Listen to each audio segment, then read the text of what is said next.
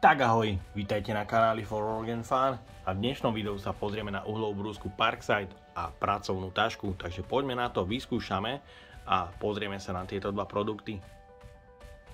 V prvej recenzii na predchádzajúci model uhlovej brúsky sa mi táto uhlová brúska pokazila a vyhorela po niekoľkých rezoch.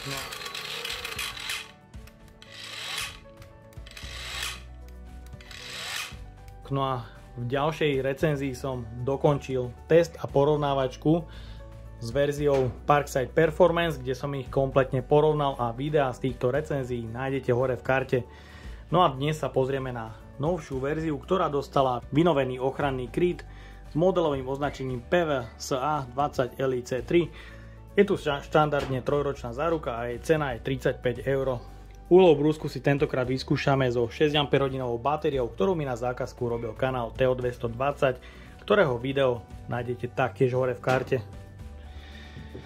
No a ďalej som si objednal ešte takúto pracovnú tašku. Ide o platenú tašku Parkside, ktorej cena je 10 €. Je to taška s rozmermi 40×21×22 cm. Jej objem je 15 litrov a maximálna nosnosť 8 kg.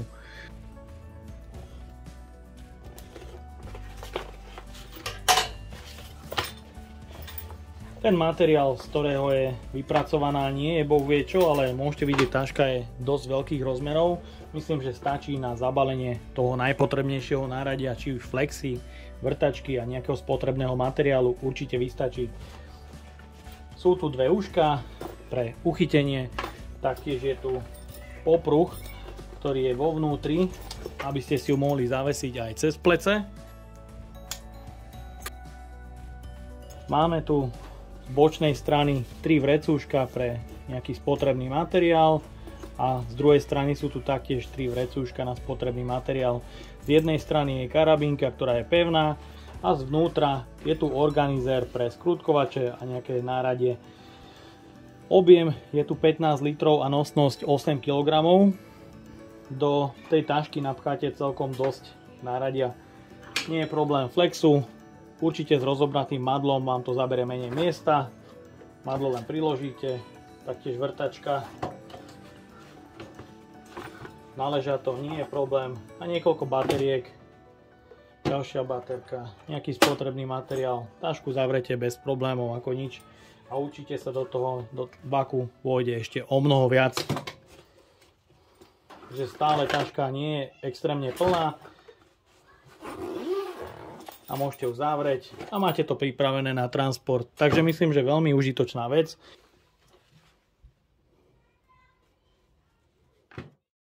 Táto uhlová brúska má samozrejme stále reguláciu otáčok od 2500 až do 10 000 a je určená pre kotúče s rozmerom 125 mm. Má tu pozmenený ochranný kryt kotúča, ktorý bol v predchádzajúcej verzii nezmyselne vyrobený. Takže poďme na to, odbalíme si ju.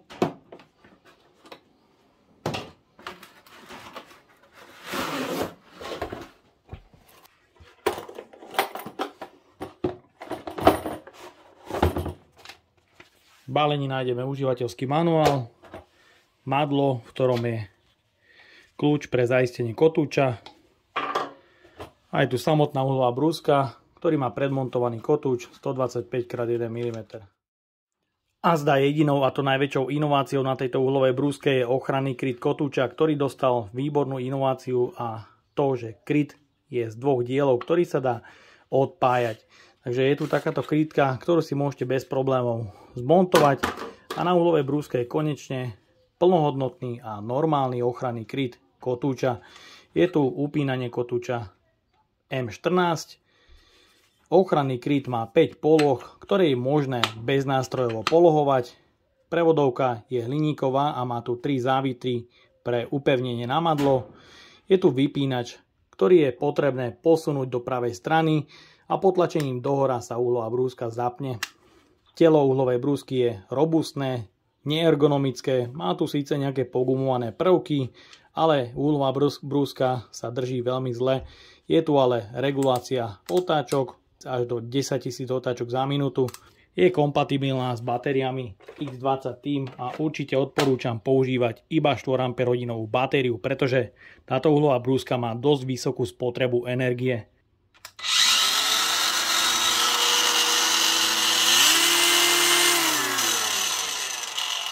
Takže na jednotke sú tu veľmi malé otáčky.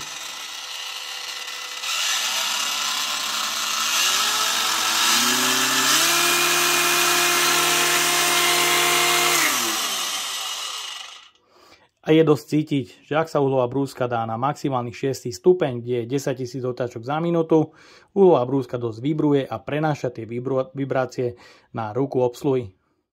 Začneme rezaním a brúsením rôznych materiálov a taktiež si porovnáme výkon zelenej uhlovej brúsky na 4 a 6 batérií, ktorú mi na zákazku robil kanál TO220, ktorého video nájdete hore v karte. No a taktiež si výkon porovnáme s Flexou Parkside Performance so 4 Ah batériou. Začíname rezaním Roxoru o priemere 6 mm. Na každý rez Flexov použijem kotúč od značky 3M Cubitron 2, ktorého abrazívum je vynikajúce a ten kotúč vydrží naozaj veľa a je to jeden z najlepších rezných kotúčov pre uhlové brúsky. Určite je dobre používať aj nejaké okuliare, napríklad tieto od Milwaukee.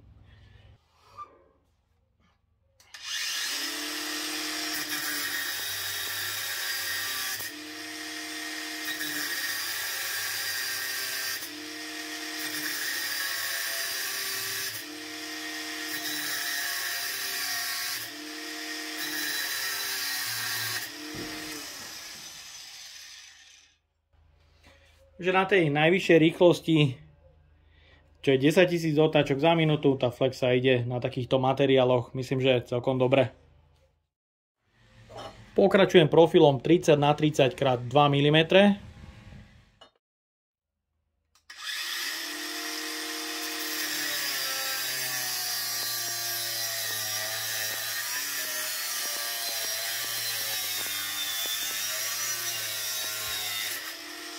Teraz vyskúšame to isté, ale na 6 Ah batérii, takže sledujte.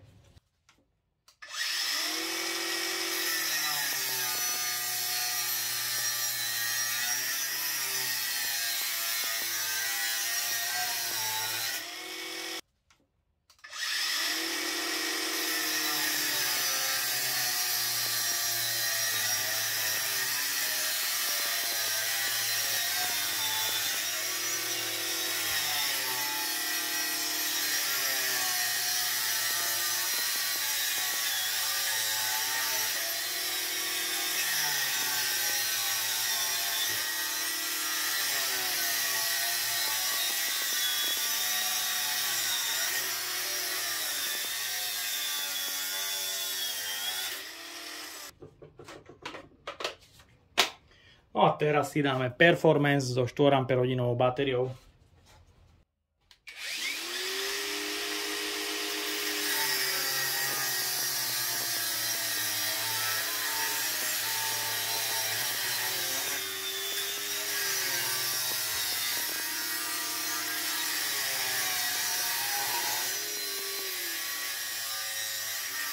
Tu je to cítiť a je to aj vidieť, že tá Flexa má úplne iné grády a je to ďaleko výkonnejší stroj ako zelená Flexa.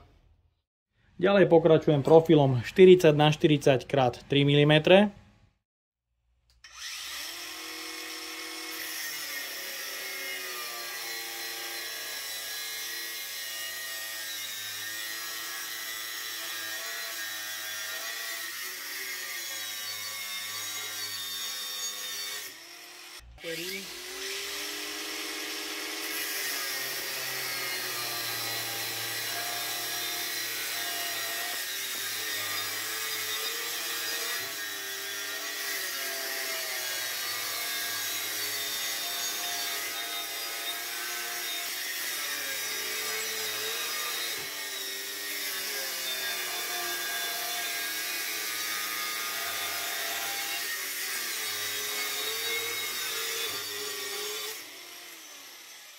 A znova je tu vidieť, že tá performance uhlová brúska ide o mnoho lepšie. Masívny Roxor o priemere 24 mm.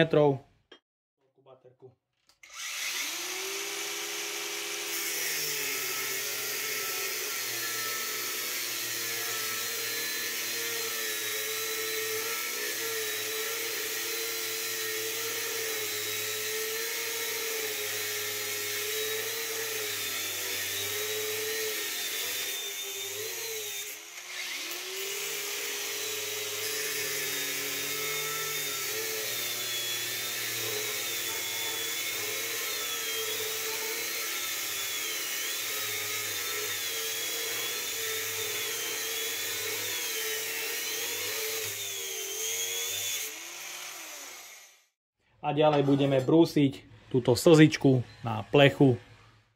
Tá slzička má zhruba výšku 1 mm. Mám tu kotúč o zrnitosti 40, takže poďme na to.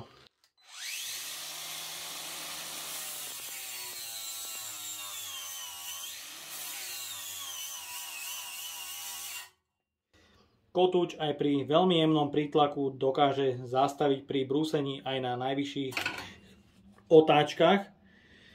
No a ak by sme zvolili nižší stupeň otáčok, môžete vidieť, že je to na brúsenie takéhoto materiálu nepoužiteľné.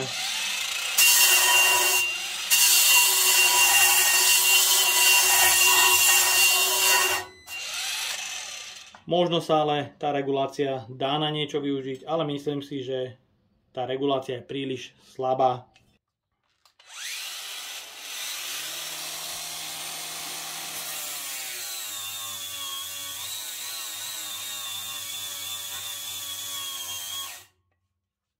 Stále tá slzička nie je vybrúsená.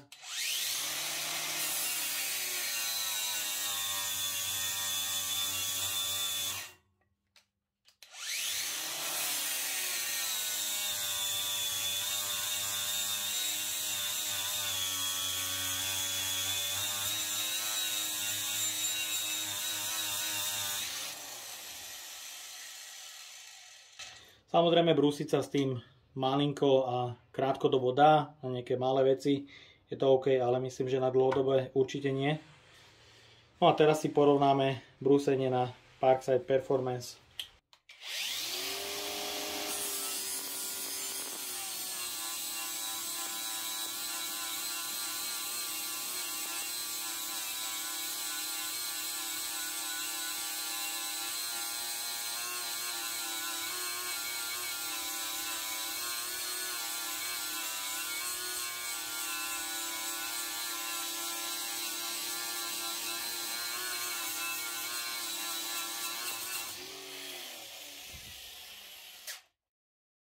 Takže nový model Flexi je určite vylepšený, hlavne z dôvodu úpravy ochranného krytu. A je tu vidieť, že Parkside, alebo teda výrobca, počúva ľud a upravuje náradie v prospech ľudí, pretože tento predchádzajúci model uhlovej brúsky mal nezmyselne vyrobený ochranný kryt a konečne má tento model uhlovej brúsky poriadny ochranný kryt.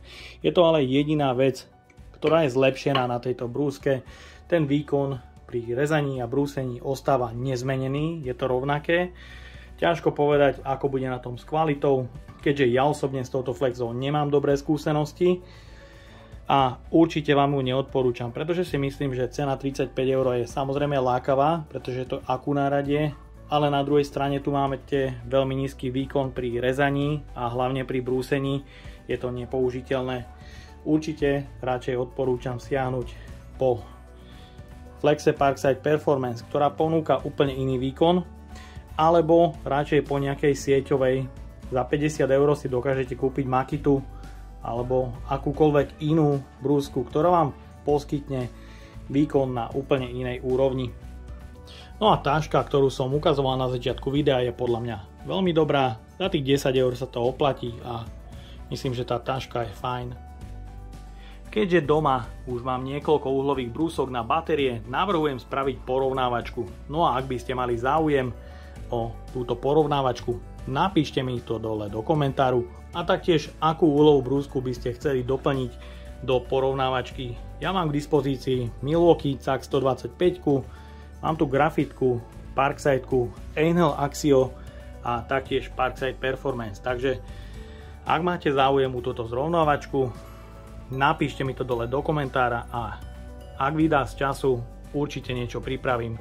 Ak by ste ma aj vy chceli podporiť finančným príspevkom, dole do popisu vkladám link na PayPal Donate. No a odo mňa je to na dnes všetko.